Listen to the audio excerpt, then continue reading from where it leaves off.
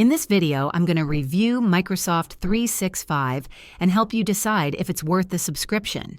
Microsoft 365 is a cloud-based service that includes familiar apps like Word, Excel, PowerPoint, and Outlook, along with cloud storage through OneDrive and collaboration tools like Teams.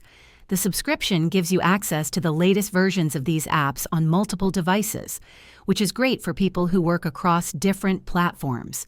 You also get 1 terabyte of OneDrive storage, which makes file access and sharing easy.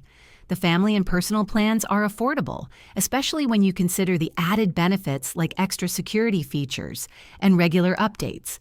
However, if you only need basic features, the free versions of Office apps or alternatives like Google Workspace might be enough. For businesses or heavy users, Microsoft 365 offers a lot of value. If this video helped you, please like and subscribe to the channel.